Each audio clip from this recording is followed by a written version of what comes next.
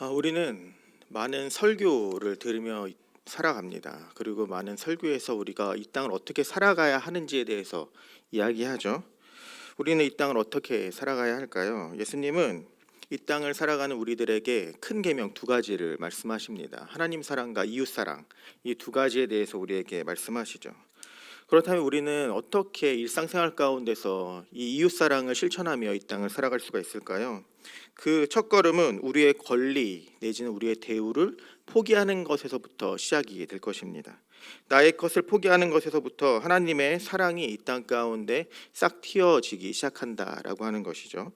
왜냐하면 강한 자가 약한 자를 책임지고 약한 자를 돌보기 위한 손해를 감수하는 것이 바로 하나님 나라의 질서이기 때문입니다. 그리고 그것이 우리가 보고 있는 룻기에서 계속적으로 이야기하고 있는 바가 됩니다.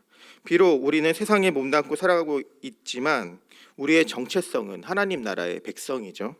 그러므로 하나님 나라의 질서 가운데 순종하여서 하나님 나라를 살아가는, 그래서 이웃을 향한 인애의 정신을 보이는 우리 예수 비전교회 모든 성도 여러분들 되시기를 소망합니다. 지난 수요 예배 때 우리는 보아스가 자신에게 먼저 기업물을 권리를 가진 사람이 그 권리를 포기한다면 룻의 요구를 받아들여서 그와 결혼하겠다라고 하는 장면을 보았습니다.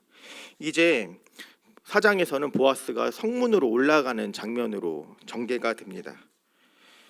이 모습을 바라보게 될 때 그동안은 보아스가 전면에 나서지 않고 왠지 숨어있는 듯한 모습으로 나아가지만 이제 전면으로 이 결혼에 대한 당사자로서 나아가고 있는 모습이 됩니다.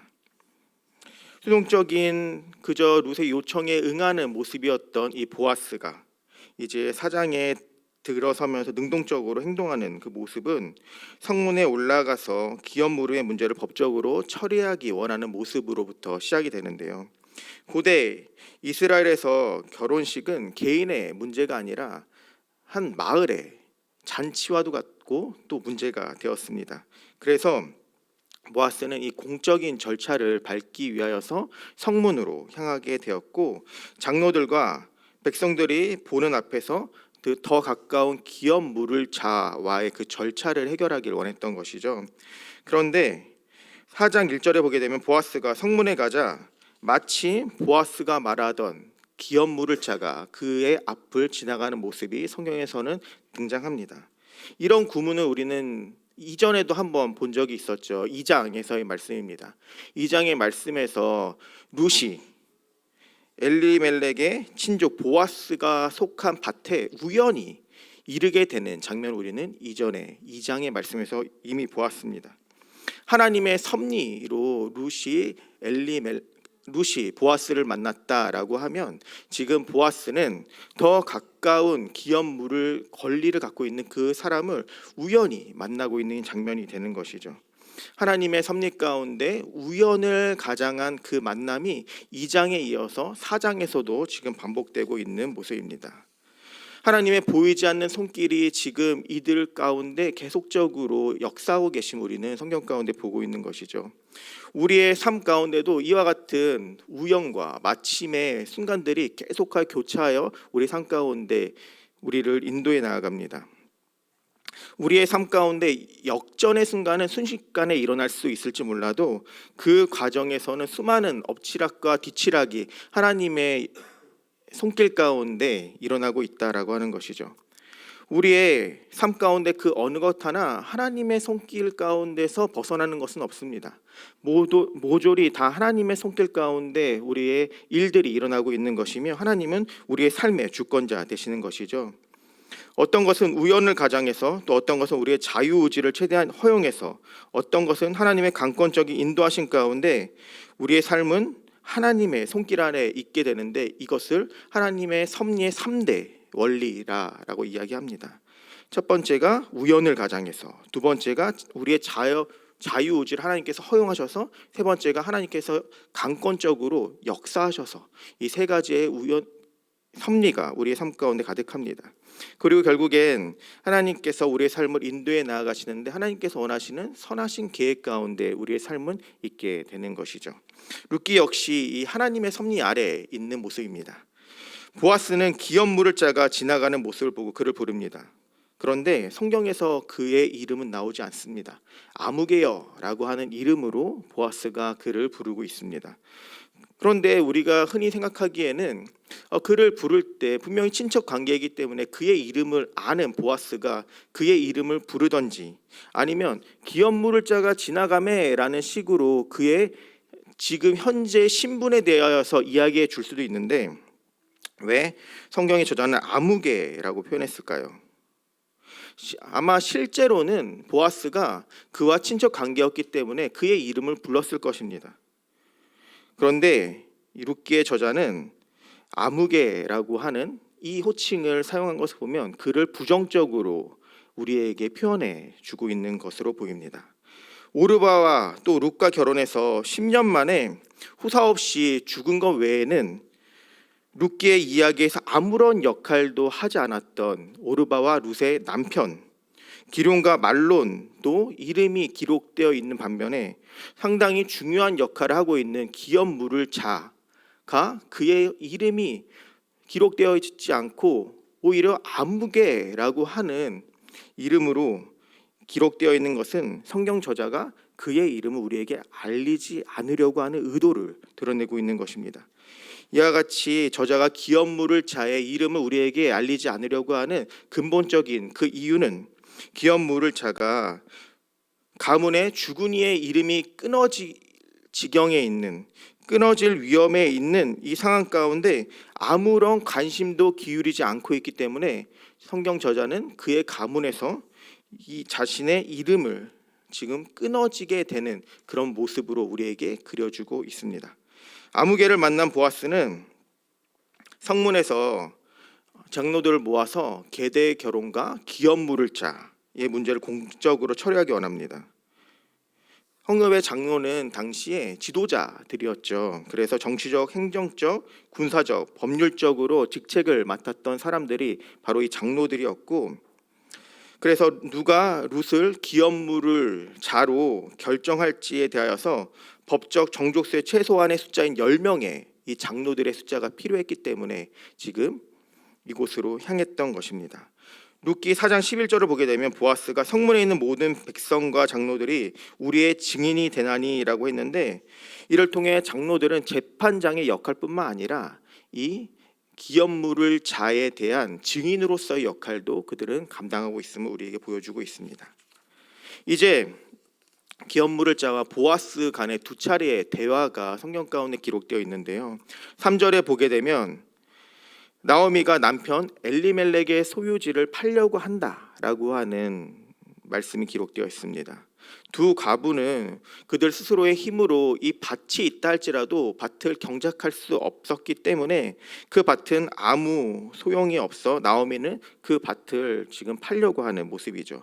율법에 따르면 가족의 기업을 팔려고 내놓으면 가장 가까운 친족이 그것을 삶으로 가문을 지켜야 했고 가문의 땅을 지켜야 했습니다. 토지는 하나님께서 이스라엘의 지파에게 나눠주신 것이기 때문에 그 지파 안에서만 허용이 되어야 했고 이것은 율법으로 정해져 있었습니다. 보아스는 기업 물을 자에게 그가 기업 물을 순위의 1순위라고 이야기하고 자신은 2순위라고 이야기하죠. 만일 두 사람이 기업을 물지 않는다면 나오미가 팔려는 땅은 하나님이 그 땅을 주신 친족의, 그러니까 지파의 범위를 벗어나서 다른 지파에게 넘어가게 될 것이 분명해 보입니다. 이것은 하나님의 율법에 어긋나 보이는 모습이 됩니다. 이에 대하여 기업 물을 자는 내가 물으리라 라고 이야기합니다. 우리는 지금 보아스와 룻의 결혼에 대하여서 기대하고 있는 입장에서 지금 1순위로 기업 물을 자가 내가 그렇게 하겠다라고 하는 장면이 무척이나 당황스럽게 다가올 뿐만 아니라 이러한 전개는 새로운 긴장의 국면으로 우리를 인도해 주고 있습니다. 우리도 이 땅을 살아갈 때 우리의 생각과 우리의 계획대로 살아가는 모습이 됩니다. 그런데 내 뜻과 생각대로 일들이 잘 되지 않는 순간들을 맞이할 때가 있죠. 모든 것이 잘 되는 것만 같은 순간에도 마지막에 가서 최악의 순간으로 우리를 내딛게 하는 순간들이 때로는 우리 삶 가운데 분명히 다가옵니다. 왜 그럴까요? 평신도 신학자인 C.S. 루이스가 쓴 은의자라고 하는 책을 보게 되면 하나님을 빗대는 인물인 사자 아슬란이 이렇게 이야기합니다. 내가 너희를 계속 부르지 않았다면 너희는 나를 부르지 못했을 것이다. 다시 한번 이야기합니다. 내가 너희를 계속 부르지 않았다면 너희는 나를 부르지 못했을 것이다. 우리의 삶의 때는 어려움이 다가오고 역경이 다가오는 것은 하나님이 우리를 부르시는 소리입니다. 우리가 하나님 앞에 나아가지 않고 하나님 앞에 기도하지 않기 때문에 하나님께서는 이런 어려움을 통하여서 하나님께서는 우리를 하나님 편에서 부르시고 우리에게 내 앞으로 나아오라라고 지금 이야기하고 있는 소리다라고 하는 것이죠. 나에게 부르짖으라고, 나를 찾으라고 하나님이 계속해서 우리를 부르는 소리가 바로 우리의 삶에 다가오는 어려움과 역경의 또 다른 모습이 됩니다. 여기 이 모든 해결책을 가지고 우리가 찾기만을 기다리시는 하나님이 계십니다. 우리가 하나님 앞에 나아가서 하나님 앞에 우리의 모든 문제들을 내어놓고 토로하고 나아가면 하나님께서는 그 문제에 귀를 기울이시고 들으시고 그 문제의 해결자로서 몸소 나서실 것이 분명해 보입니다. 그런데 우리는 대부분 내 생각과 내 지혜를 의지하며 하나님을 찾지 않다 보니까 하나님께 나아가지 않는 것이죠.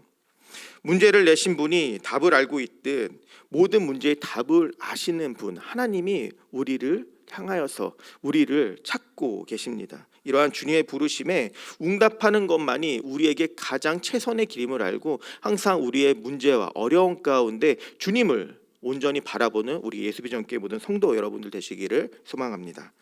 본문으로 돌아가면 보아스는 기업 물을 자에게 기업을 물으기 위해서는 한 가지 또 다른 조건이 있음을 밝히는데 이 말을 들은 이후에 이 기업 물을 자의 행동이 돌변하는 모습입니다.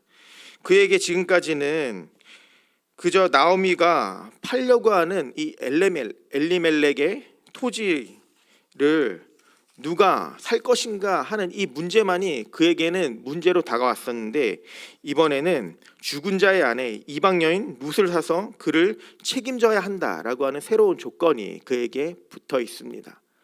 그러니까 엘리멜렉의 토지만을 사는 것에 있어서는 그가 그것을 감당하기에 있어서 그것에 대하여서 내가 능히 하겠다라고 하는 긍정적인 반응이었는데 또 다른 조건이었던 룻과의 결혼 조건을 내세우자 이 사람이 머뭇머뭇하는 모습이 됩니다.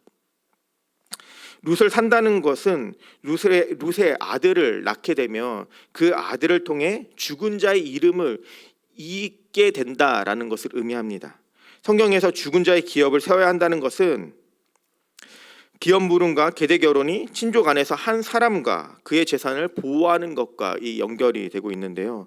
즉 사람의 이름을 세운다는 것은 죽은 사람을 위한 것이 아니라 사실은 살아있는 사람들, 그러니까 앞으로 살아갈 사람들을 위한 이러한 법이 되는 것이죠. 자녀 없이 남편이 죽은 가부의 경우에는 아무런 살 소망이 없어집니다. 그는 그 땅 가운데 남편을 의지하며 살아가야 했던 당시 이스라엘 문화권 가운데서 남편 없이 살아가는 과부들은 그 무엇도 그들 스스로 할 수 없는 모습이 되죠. 이때 계대 결혼을 통해 자녀를 낳으면 그 자녀가 죽은 자의 이름으로 조상의 땅을 다시금 이어받게 되는 모습이 됩니다. 물론 이 제도가 강제가 아니라 궁핍한 사람에 대한 자비와 긍휼에서 자발적으로 행해지는 모습이 되긴 하지만 이러한 모습으로 이 계대 결혼은 이어지게 됩니다. 이것은 오늘날에도 마찬가지입니다. 우리도 내 주위를 둘러보고 내 주위에 있는 어려운 사람들을 향하여서 우리의 시선을 둬야 합니다. 그렇다면 오늘 내가 사랑으로 돌봐야 할 그 이웃은 누구일까요? 요즘 군대 예능 인기가 많이 있습니다. 저 또한 종종 보는 한 군대 예능이 있는데요. 거기서 보게 되면 고무 보트를 양쪽에서 3명이 머리에 짊어지고 이동하는 장면이 나온 적이 있습니다. 그 장면은 그들이 고무 보트를 머리에 이고 밥을 타러 가는 장면이었는데요. 6명이 좌우 3명씩 서서 머리로 그 고무 보트를 버티고 있는 상황에서 가운데 사람이 빠져나가서 자신의 밥을 타오면 그 사람들이 다시 위치를 바꾸고 가운데 사람이 다시 나가서 밥을 타오고 이런 모습이 반복적으로 나왔습니다. 그러니까 가운데 사람이 나아갔을 때 앞과 뒤에 있는 사람은 더욱더 큰 힘을 줘야지만 그 고무보트를 지탱할 수 있는 모습이었죠. 저는 이 장면을 보면서 우리의 이웃사랑도 이와 같은 모습이 아닐까라고 하는 생각을 하게 되었습니다. 다른 사람이 밥을 타게 하기 위해서 나의 쉴 권리를 포기하는 것, 그리고 내가 조금 더 인내심을 가지고 더 큰 힘을 내는 것, 다른 사람이 밥을 타게 하기 위한 목적 그 하나만을 위하여서 내 모든 것을 손해 보는 것, 이것이 바로 우리가 이웃사랑의 모습으로 나아가는 것이 아닐까라고 생각을 했습니다. 결국에는 나의 유익을 포기하지만 이것이 결국에는 6명 사람 모두가 밥을 타서 먹을 수 있게 하는 것이 되는 모습을 보면서 우리 또한 모두의 유익을 위하여서 나의 손해를 충분히 감내하기로 작정하는 것, 이것이 오늘날 우리가 살아가는 이 현대 사회에서 이웃사랑을 하는데 반드시 필요한 모습이 아닐까라고 생각을 했습니다. 그런데 기업 물을 자는 이 공동체 유익이 아니라 나의 유익을 먼저 생각하는 모습으로 나아갑니다. 그리고 나는 할 수 없다라고 지금 선언하고 있는 모습으로 오늘 본문은 기록하고 있는데요. 본문에서 기업 물을 자가 지금 룻을 물을 수 있는 능력이 없다라고 한 이유는 무엇일까요? 처음 기업 물을 때는 그가 내가 그렇게 하겠다라고 순응을 하였지만 머릿속으로 그는 손익 계산을 분명히 해보았을 것입니다. 분명 그의 생각으로는 나에게 충분히 유익이 있고 이득이 있는 모습이다라고 생각했던 것이죠. 땅을 사는데 돈이 든다 하더라도 거기서 나오는 소산으로 충분히 내가 지불했던 돈을 남기고도 남을 것 같았고, 그 늙은 과부 1명 정도는 내가 충분히 먹여 살릴 수 있을 것이다 라고 생각했던 것입니다. 그리고 나오미가 늙었기 때문에 더 이상 자녀를 낳을 수 없을 것이다 라고 생각을 하게 되었고, 분명히 나오미가 죽은 후에는 그 땅이 자신에게 오롯이 돌아올 것이다 라고 하는 손익계산을 했던 것이죠. 그래서 그는 내가 그 땅을 물겠다라고 처음에는 나섰던 것입니다. 그런데 젊은 과부 룻과 결혼해야 한다라고 하는 또 다른 조건이 내세워졌을 때는 달라지는 모습이죠. 기업 물을 자는 1명이 아닌 2명의 과부를 책임져야 했을 뿐만 아니라 룻과 계대 결혼을 하여서 아이가 태어나면 아이가 자랄 때까지 그 아이를 양육해야 했고, 크면 그 땅은 이 아이를 통하여 다시금 엘리멜렉 나오미의 남편의 가문으로 그 땅이 귀속이 되게 되는 것이었습니다. 그래서 이 기업 물을 자는 고무 머리 위에 이고 있던 그 고무보트에서 자신은 빠져나오기로 결정을 했던 것입니다. 그는 이 속에 따라서 율법을 지키고자 했지 사랑의 관점에서는 이 율법을 이해하지 못하는 인물이었습니다. 그래서 그의 사랑이 없는 이 정신으로 인하여서 그의 이속만을 챙기고 자신의 유익만을 챙기려고 했던 그 정신에서 그는 성경에 이름조차 기록되지 않는 모습으로 전락하게 됩니다. 그는 오직 계산을 밝은 세속적인 사사시대의 전형적인 인물로 표현될 뿐이었습니다. 그런데 우리가 이 부분에서 한 가지 간과하면 안 되는 부분이 있는데요. 우리가 성경을 보게 되면 보아스와 이 아무개의 대화 가운데 룻의 존재는 철저히 빠져있는 모습입니다. 두 남자의 판단과 결정에 의하여서 룻의 운명이 결정되는 것과 같이 보입니다. 그러나 우리는 잘 알고 있죠. 이 대화의 결론을 끌어내는 것은 두 사람에게 있는 것이 아니라 하나님께서 이 모든 것들을 끌어가시고 하나님이 결론을 맺으실 것이다라고 하는 확신이 있습니다. 2장과 4장에서 하나님께서 우연을 가장하여서 하나님의 섭리로 두 사람을 만나게 하시는 2번의 역사가 바로 그 증거가 됩니다. 오늘 룻과 보아스의 결혼은 보아스 편에서 가슴을 활짝 열고 룻을 끌어안는 모습으로 나가게 됩니다. 기업 물을 자가 된다라고 하는 것은 모든 것을 떠안는다라고 하는 것이죠. 조금 전에 우리가 살펴봤던 1순위 기업 물을 자가 그가 포기하기에 적당한 그 환경이 있었음에도 불구하고 보아스는 그것들을 포기하지 않고 기업 물을 자로서 그는 룻의 인생 전체를 끌어안기로 결정합니다. 기업 물을 자가 되면 그의 삶 가운데 많은 희생이 따를 것이 분명해 보입니다. 또한 룻과 결혼하는 것은 이방 결혼이 됩니다. 왜냐하면 룻은 모압 여인이었기 때문이죠. 이것은 이방인과 결혼하지 말라라고 했던 유대인의 관점에서 크나큰 장애물이 됩니다. 또한 죽은 자의 아내 모압 여인 룻에게서 밭을 사서 기업 물을 자가 된다 할지라도 죽은 자의 기업을 보아스가 잇는 것이 아니라 엘리멜렉의 이름으로 잇게 될 것입니다. 그런데 어떻게 한편으로는 완전히 허비하는 듯한 이런 관계가 이루어질 수 있었을까요? 결정적인 이유는 보아스가 룻을 사랑했기 때문입니다. 보아스는 룻을 사랑하니까 계산하지 않았습니다.